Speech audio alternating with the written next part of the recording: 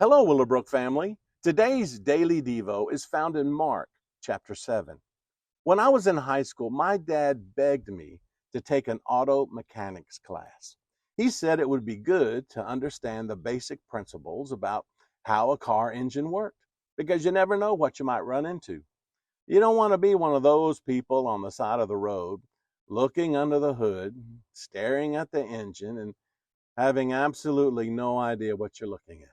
You know, just because you look under the hood doesn't really fix anything, because the root of the problem might lie much deeper down. You need to understand how a car works from the inside out, not just from the outside in. This truth is echoed all through Mark chapter 7. Jesus had just accomplished some great, wonderful miracles, like the feeding of the 5,000. So the Jewish leaders sent a delegation to Jesus to try to trap him. They saw a threat on the outside. Well, anyway, they asked Jesus, why were his disciples eating with impure hands? Now, this does not mean they had dirty hands. In those days, ceremonial hand washing was a big deal with most religious people. It was a more detailed process.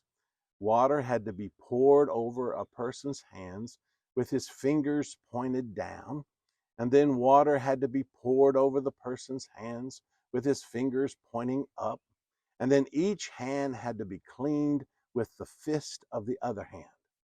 Sometimes the Pharisees would ceremonially wash their hands even after walking through the marketplace, because they feared that a Gentile might have corrupted them. Now, Jesus answers this by sternly quoting Isaiah 29. This people honors me with their lips, but their heart is far from me. But in vain they do worship me, teaching as doctrines the precepts of men.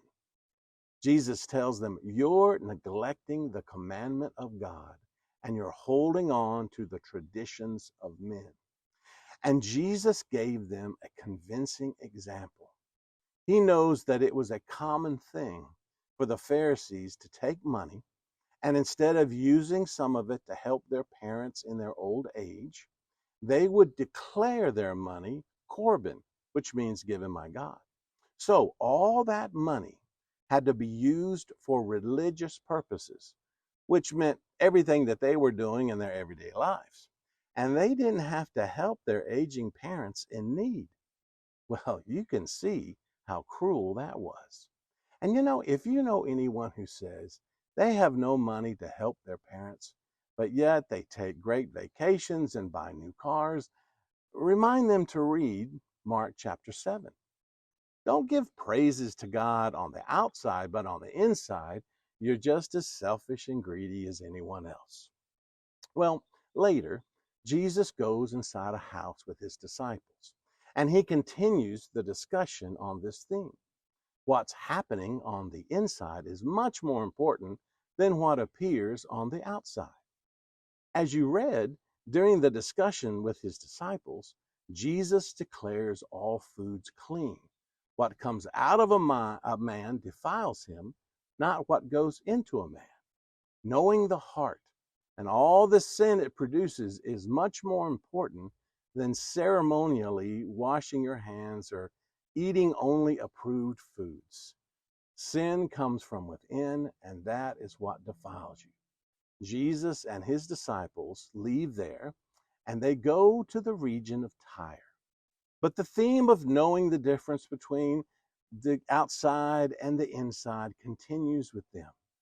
He encounters a woman who has a daughter that is demon possessed. The mother begs Jesus to heal her little daughter. This woman was a Gentile. His response to her seemed pretty cruel.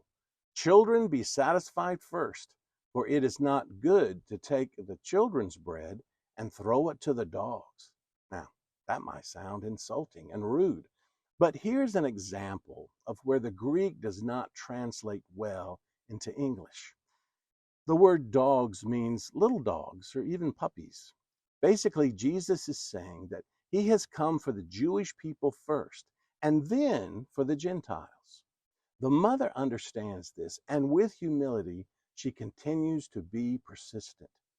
Jesus hears more than what her lips are saying on the outside, but he sees what her heart is saying on the inside. And because of this, Jesus heals her daughter of the demon. Now, after this, Jesus travels to Galilee, where he encounters a man who is deaf and is begging to be healed. His friends have brought this man to Jesus, and Jesus sees what's in the man's heart on the inside. And he turns away from the crowd to heal him. He touches the man's ears.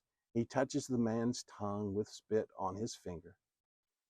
And all of this is for the man's benefit, to see what Jesus is doing. The man is healed and can speak plainly.